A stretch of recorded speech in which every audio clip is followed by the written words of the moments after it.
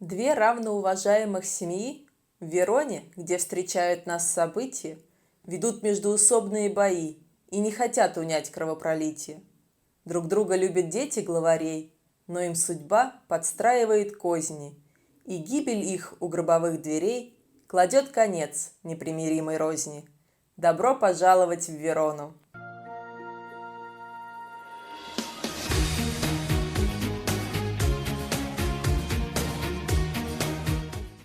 Итак, мы с вами в Вероне. Город находится на северо-востоке Италии. Через него протекает река Адидже. Население 260 тысяч человек. Перед нами мост Понте-Пьетро.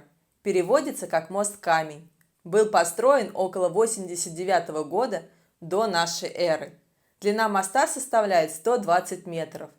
Верона находится в зоне влажного субтропического климата.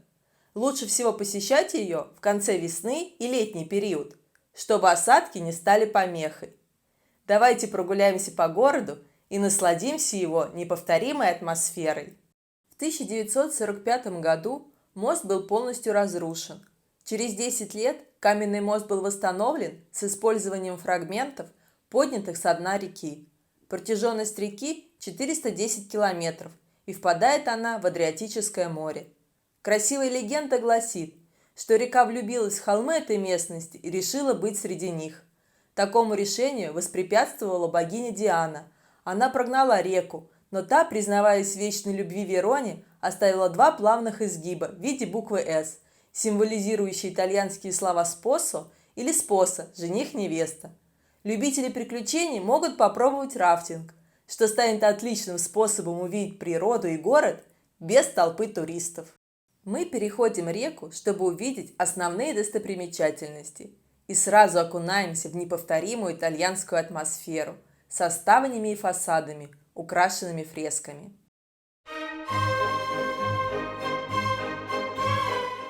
Церковь Святой Анастасии располагается на одноименной площади в историческом центре Вероны.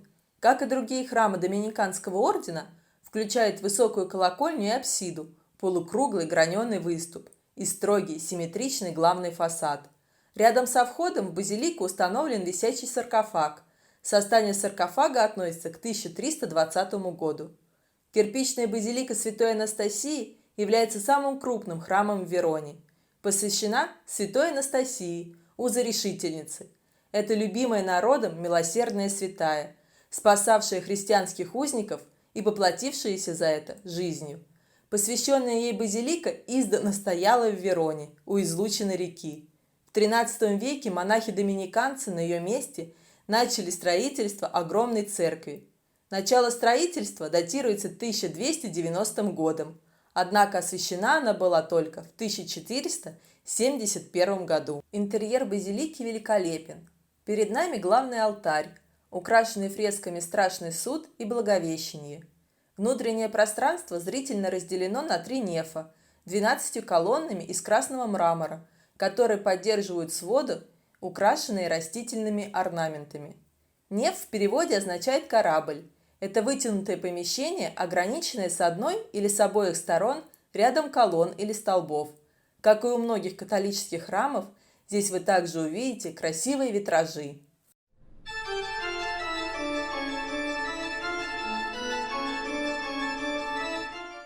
Далее мы двигаемся к Пьяцца дель Эрбе, переводится как «площадь трав», проходя мимо дома купцов. Это великолепный образец средневековой архитектуры. Первый этаж украшен арками, второй – полукруглыми окнами. Завершает строение мощные раздвоенные зубцы, так называемые «ласточкины хвосты». А это памятник патриотам Италии. Был установлен здесь в 1920 году, после воздушной бомбардировки во время Первой мировой войны. Память об этом кровавом событии и была увековечена. Это самая древняя площадь Вероны, расположенная на месте античного римского форума. За моей спиной дом Мацанти, прекрасный образец Ренессанса. Четырехэтажное здание с неоднородной структурой отображает различные периоды его строительства, начиная с XIII века. В эпоху Древнего Рима площадь была центром политической и экономической жизни города. Площадь имеет прямоугольную форму. В центре находится фонтан Веронской Мадонны. Его возвели в 1368 году. Перед нами башня Ламберти высотой 83 метра. Построена в XII веке. Мы проходим мимо рынка, где можно купить итальянские сувениры, маски, полотенца, футболки. Эта площадь славится своими многочисленными кафе, где прекрасно отдохнуть после духовной пищи и восстановить силы. А мы решили угоститься спелыми, сочными и сладкими фруктами.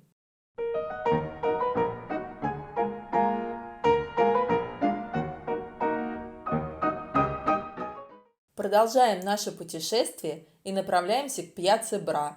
Это крупнейшая площадь Вероны, коммерческий и общественный центр города. Нас обгоняет локомотив, который помогает уставшим туристам насладиться красотами города. Самое древнее строение на Пьяцца Бра – Веронский амфитеатр, арена Ди Верона, построенный около 30-го года нашей эры, во времена правления Августа. Изначально она располагалась за стенами города и лишь в 256 году стала частью Новой Вероны. Амфитеатр был построен для проведения гладиаторских боев, морских сражений и цирковых представлений. После землетрясения 1117 года, которое почти полностью разрушило внешнее кольцо амфитеатра, он использовался как источник камня для других построек. В середине века на его арене жгли еретиков, устраивали турниры, фестивали, а в XVIII-XIX веках бои с быками. С 1913 года амфитеатр стал местом регулярного проведения оперных спектаклей.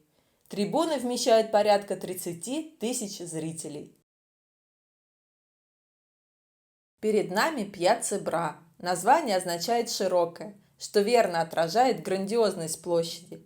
В центральном сквере за многовековыми хвойными деревьями и клумбами прячется несколько мемориальных плит и памятников.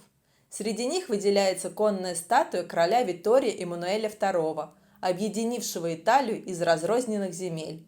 Интересен монумент партизанам, павшим во время Второй мировой войны. На площади множество кафе и ресторанов, в которых всегда многолюдно. Здесь особенно приятно попробовать вина, произведенные в этом регионе. Я давно мечтала, чтобы мне нарисовали шарж. И вот, проделав долгий путь, я осуществила свою мечту.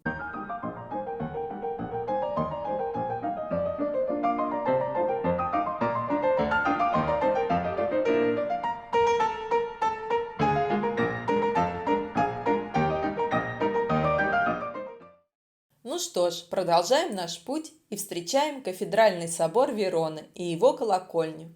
В этом соборе находится кафедра епископа города. Строительство храма было начато в первой половине XII века.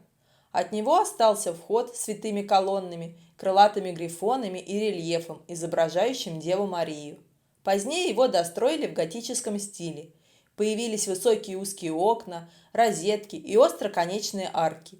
Верхнюю часть фасада соорудили позднее, в 17 столетии.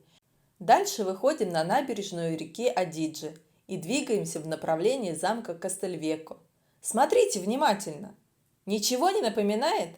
А мне Аничков мост в Санкт-Петербурге. Это Понте де ла Виттория, или мост Победы в Вероне. Скульптуры установлены по обе стороны моста. Установлены в честь победы под городом Виттория-Венето в решающей битве Первой мировой войны над австрийской армией. А вот вдалеке появилась точка нашего назначения. Дословно замок Кастельвекио переводится как «старый замок». Он был построен еще в XIV веке и представляет собой замечательный образец средневековой архитектуры. Прочный, мощный и неприступный. Замок виден издалека, поскольку возведен полностью из красного кирпича. От замка на левую сторону города в XIV веке был построен мост Каллигеров. Длина моста составляет около 100 метров. На протяжении более 5 веков не требовалось никаких реконструкций для этого моста. Перед нами арка Гави, древнеримская триумфальная арка, возведенная в I веке нашей эры. До XVI столетия использовалась в качестве городских ворот. Внешне замок выглядит сдержанно, как и подобает средневековым замкам. Вы не увидите здесь декоративных украшений или разнообразных архитектурных изысков. Все достаточно просто. Здание выстроено из красного кирпича. Стены наверху имеют зубчатое обрамление в форме буквы «М», а по периметру замок окружает 6 башен. Для того времени строение было очень укрепленным. Высокие стены, которые со всех сторон окружены рвами с водой, могущественный вид. Вся крепость пропитана духом войны и обороны. А мы входим в королевский двор скаллигеров с громоздким подъемным мостом. Внутренний двор похож на неправильную трапецию, по периметру которой возвышаются сторожевые башни. Поднимаемся на мост, чтобы проникнуться духом средневековья и почувствовать себя рыцарями. Конструктивно мост включает в себя 3 арки, которые отличаются по длине. В основании арок находятся 2 пятиугольные башни. Длина самого большого арочного пролета составляет 50 метров. Зубчатые стены в виде ласточкиного хвоста в точности повторяют форму стен башен замка. Таким образом, создается впечатление, что мост и дворец являются частями одного масштабного ансамбля, несмотря на то, что переправа была построена значительно позже. Только ночью мы смогли приблизиться к самой знаменитой достопримечательности Вероны – дому Джульетты. Во дворе установлена статуя героини, также во двор выходит знаменитый балкон, а в самом доме находится музей. Сюда стремятся туристы со всего мира, чтобы прикрепить записку с желаниями. Буэнос-Айрес, господа! На этом заканчивается первая часть путешествия по Италии. Мы передаем вам слово. Пишите в комментариях, как вы провели майские праздники. Ставьте лайки, подписывайтесь на канал. До новых встреч!